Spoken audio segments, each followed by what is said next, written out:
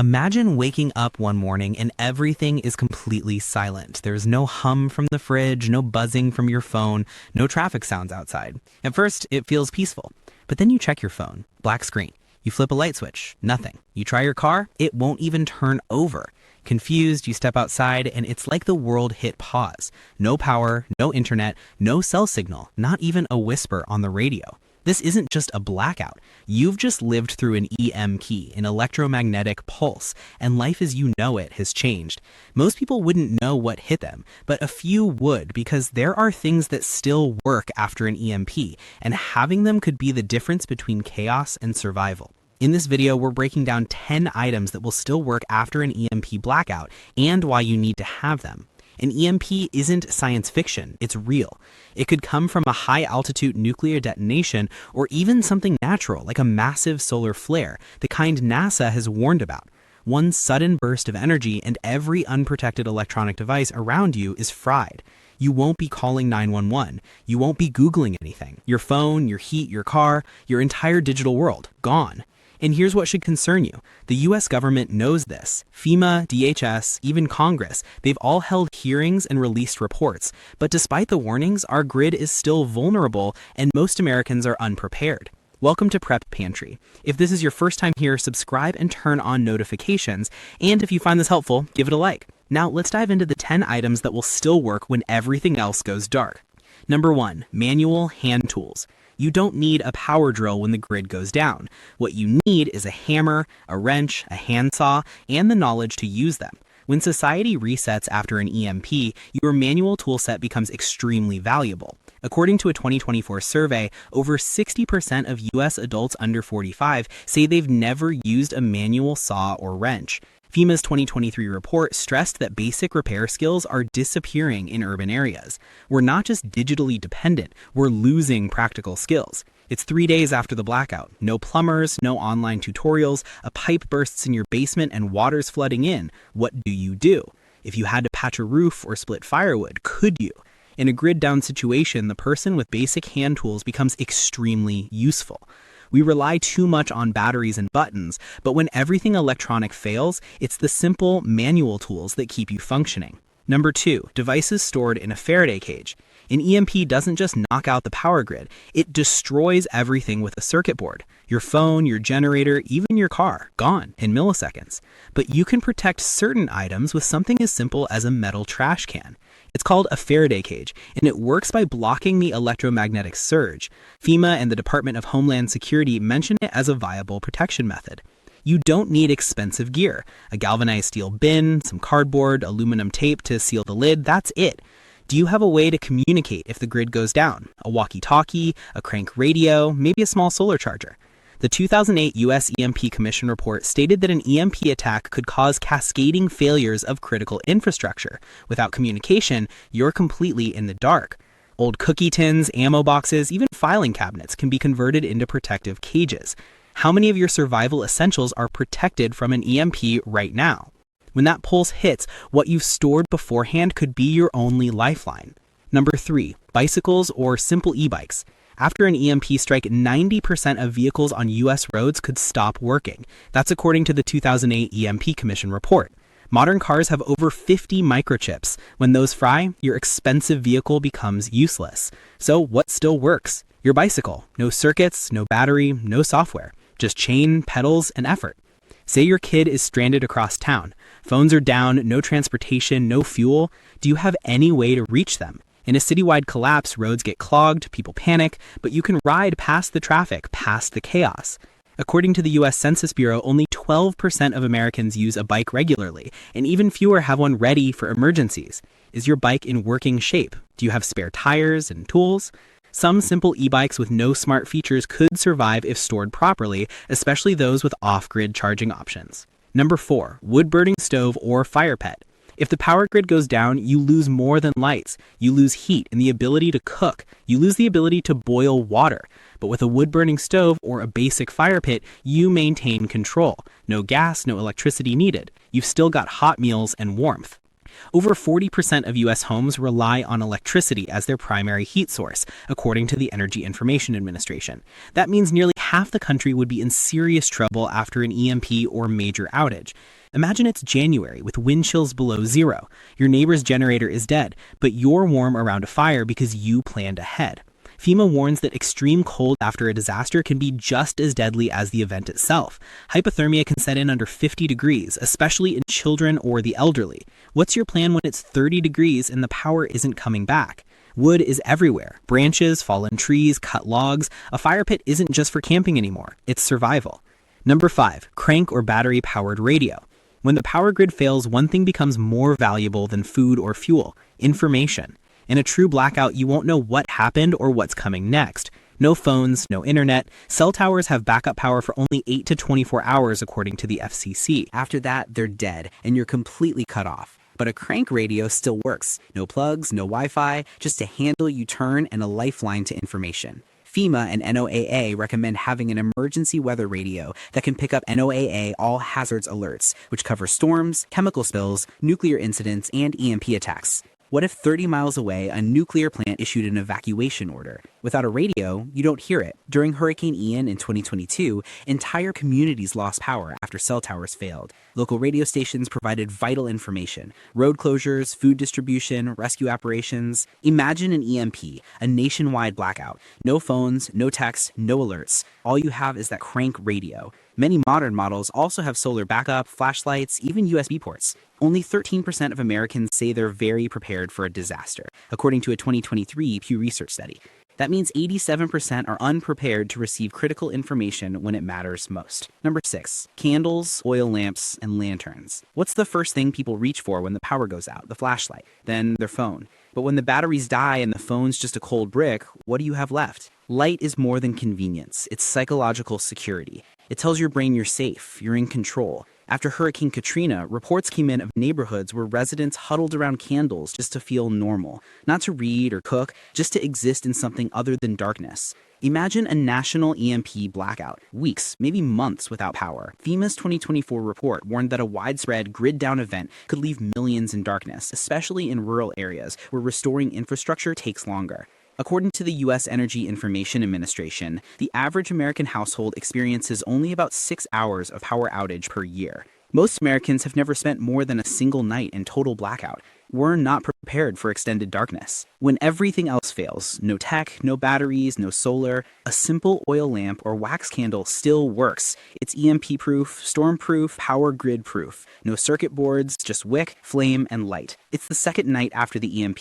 The city is pitch black. You hear shouting nearby. Your house is the only one glowing softly. Would that light bring safety or make you a target? Use low-profile lanterns, blackout curtains, and keep lights facing inward. You want visibility for yourself, not visibility to others. Stock long-burning emergency candles that can go 100+ hours, oil lanterns with extra fuel stored safely, and LED lanterns with manual cranks or solar charging, if stored in a Faraday cage. NOAA states that solar storms strong enough to disrupt power grids hit Earth roughly every 100 years. The last one was 1921.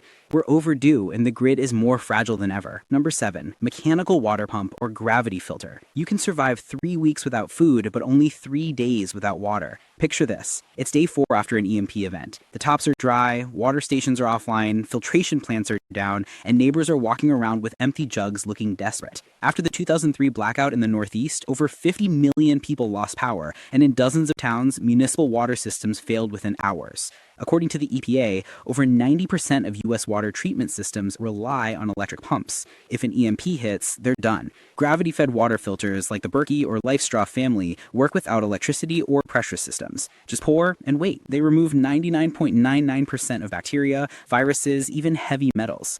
If you have a private well, a deep well hand pump can be your lifeline. No motors, no wires, just leverage and effort. Some models can pull clean water from 200+ feet underground.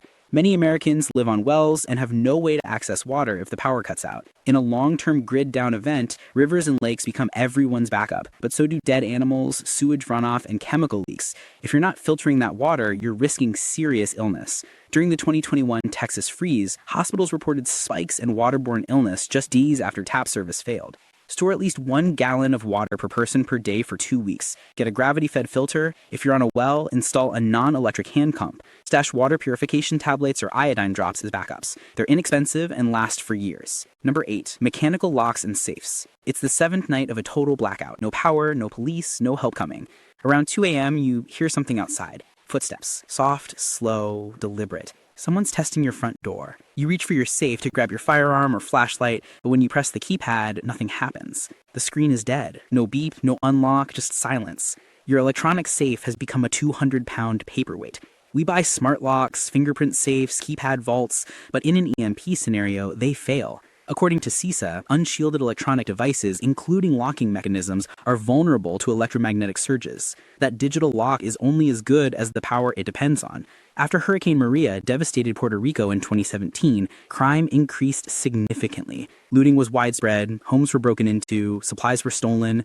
What stood between families in danger was whether they had access to their security measures. A mechanical safe, the kind with a dial or key, is immune to power loss. So are traditional door locks, padlocks, and anything that doesn't run on batteries or Bluetooth. It might not feel high-tech, but when the grid collapses, simplicity wins. If the power went out tonight with no warning, could you still access your essentials in under 60 seconds? Number 9. Solar flashlights and solar chargers. The sun isn't going anywhere. Even in a total EMP blackout, even after the grid collapses, the sun will still rise every morning. And with the right tools, simple, solar-powered tools, that sunlight can keep you functioning. It's been 5 days since the EMP hit. The batteries in your regular flashlight are dead, candles are burning low, your radio is out. But then you pull out your solar flashlight, the one you charge by leaving it on a windowsill, and suddenly you have light, comfort, hope. But none of that matters if your solar gear was left out when the EMP hit. Like any modern electronic, solar flashlights, lanterns, and chargers contain circuitry. If they're not protected, they're destroyed. Store solar-powered items in a Faraday cage. A metal ammo can lined with cardboard can shield them. A trash can with a tight-fitting lid, aluminum tape, and padding works too.